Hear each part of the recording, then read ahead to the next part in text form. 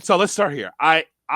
Brian, believe that AEW is doing a disservice to their fans by sending some of the crew to Australia for AEW Collision.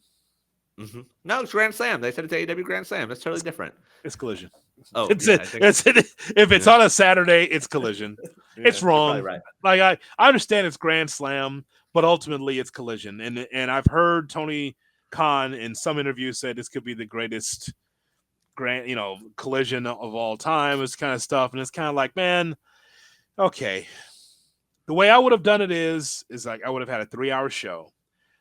The some of the show would have been on TNT, and the rest of it would be on Max exclusive. It would have been exclusive to Max. That's how I would have done it, because you're just trying to drag people to Max at this point. Yeah, like I know it's on both and it's a simulcast, but I would have tried to drag this to Max like an hour after the All-Star game, and then drag people to Max. That's what I would have done.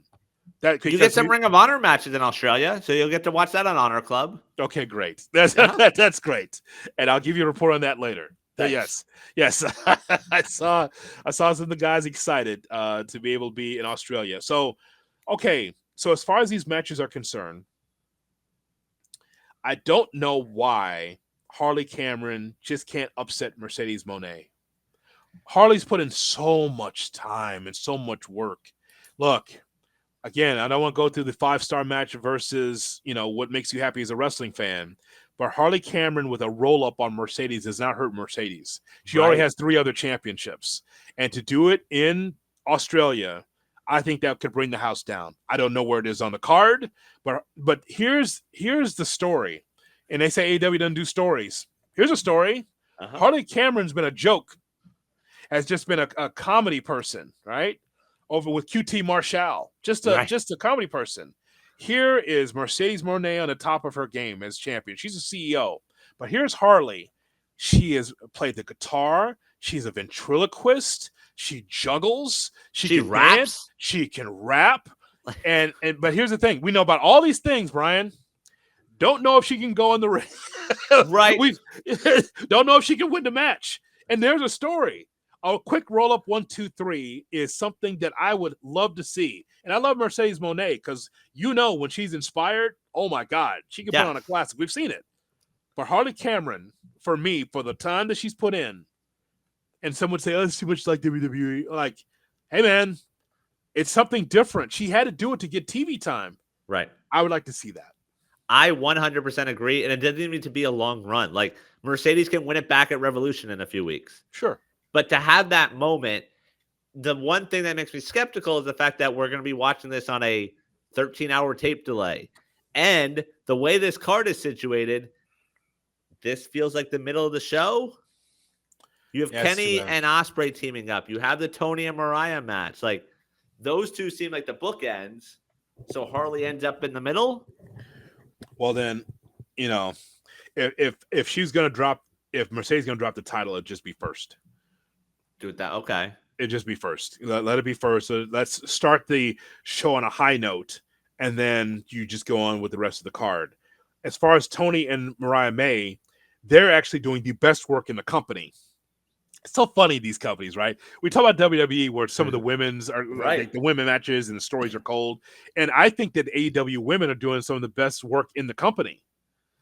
So I agree. When it comes to Tony and Mariah May, I just think that this is outstanding work. Outstanding work. Because every week it's something. Tony Storm, she's she turns into Mariah May for a match. And thank God, can she wear that outfit again? Can she look like Mariah May again? Oh, she looks way better than Mariah May looks in her own outfit. It's all in the right places. But nonetheless, Tony Storm and Mariah May every week gives you something either in promos or some kind of screwy thing that happens. I'm sure that will be the main event in Australia. I mean, Kenny and Omega, or Kenny and Ospreay are teaming up. Yeah. I know. Hey, I know the match is going to be great. I'm just saying, like, Tony and Mariah, though, for the AEW Women's Championship. Yeah. And also, by the way, this show is going to have a Okada and Buddy Matthews match just thrown in there, which will be a banger. Yes. Yes. An absolute banger. So like it's gonna be a great show, but it just sucks because it obviously is gonna be spoiled. Yeah, I mean, but look, as wrestling fans, if we know what's going on and we see what the finish is, it's not like we're not going to turn it on. Sure. It's just what it is. I just wish there'd be more like that moment though, that surprise of Harley winning, like that would add to it. Yeah, I know, but I mean, we're all going to watch anyway. We're all going to Yeah, no, I watch. agree. As far as the other match, Cope and Mox. Well, Adam Copeland should not be the face of AEW. And you Yeah. know I'm a big like Adam Copeland / Edge fan. When WWE was not so cool, Brian, Edge picked up the slack. I thought it with Lita. I thought he picked it when it was cold. They're Yeah. like put the title on him. I'm like, boy, that's different. That's different. And I was like, it was cool. I liked when he was WWE champion. But I think at this time, I think that even though what we saw on Dynamite was interesting, was compelling somewhat, I don't think that Cope is the face of AEW. I don't think that's the way they go. They have to go with some youth, somebody that's younger. Yeah, and that's the disappointing part. Like I want Mox to drop the belt so we can finally move on. But yeah, it doesn't feel like Cope is that guy, which it'll be a good match. We know those two are pros, they'll deliver, but like all the stuff last night, like it just felt unnecessary. Like him banging on the briefcase, Couldn't but then open it. ultimately losing it again, and like Yeah. it's not good right now. Couldn't open it. Couldn't open the No, he briefcase. couldn't. No.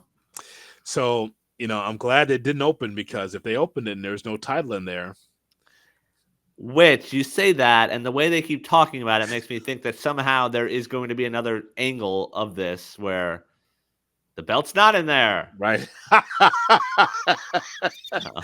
feel like there's no title in there. The way you banged on it, I was like, the belt's a little bit more bulky than that. Don't you think there should be something in there?